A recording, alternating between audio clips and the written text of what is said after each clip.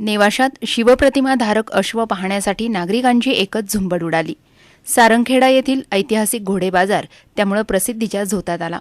नेवासा येथील नानासाहेब शेंडे यांच्या घोड्याच्या अंगावर छत्रपती शिवाजी महाराजांची अर्धाकृती प्रतिमा अगदी हुबेहूब असून हा आगळा वेगळा अश्व सध्या जनतेच्या कुतूहलाचा विषय बनलाय। हा घोडा सारंगखेड्याच्या बाजारात नेला असता अनेक व्यापाऱ्यांनी त्याची मागणी केली, मात्र हा अश्व फक्त शिवप्रेमी आणि संस्थानांनाच द्यायचा असल्याचं शेंडे यांनी स्पष्ट करत पुन्हा ते घोडा नेवाशात घेऊन आले। सरपंच नंदकुमार पाटील यांनी देखील या अश्वाची पाहणी केली। नेवासा येथील नानासाहेब शेंडे यांनी हा अबलक घोडा सारंगखेडा येथून 2 वर्षापूर्वी आणला होता। हा घोडा जसजसा मोठा होऊ लागला तसतशी त्याच्या अंगावरची शिवप्रतिमा अधिकच स्पष्टपणे दिसू लागली। निसर्गाचा हा चमत्कार म्हणून या घोड्याला शेंडे यांनी अगदी घरातल्या एखाद्या सदस्याप्रमाणे वागणूक दिली। हा 32 लक्षणी अश्व केवळ शिवप्रेमी संस्थांनाच द्यायचा असल्याचं नानासाहेब शेंडे यांचं म्हणणं आहे।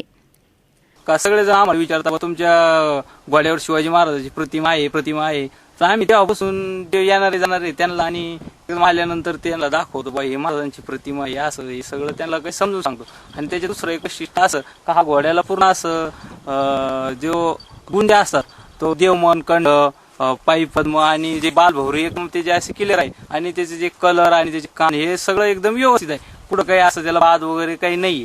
आणि हा घोडा आम्ही आत्ताच एक 4 दिवसापूर्वी सारंगखेडा या बाजारात नेला होता। तिथे त्याला भरपूर अशी मागणी झाली, परंतु आम्ही काही तिथे देण्याचा काही विचार केला नाही। फक्त बाजारात नेल्यामुळे काहीतरी व्यापाऱ्यांनी आणि पत्रकार मंडळांनी आम्हाला विचारलं बा तुम्हाला याची काहीतरी किंमत सांगावं लागेल। मग आम्ही त्याची काहीतरी अशी किंमत सांगितली आणि पण घेणारे बी बरेच उत्सुक होते, परंतु आम्ही त्यांना काही तिथे घोडा दिला नाही। आम्हाला घोडा देण्याची इच्छा जे शिवाजी महाराजांवर प्रेम करणारी व्यक्ती आहेत अशांना आमची घोडा देण्याची इच्छा आहे।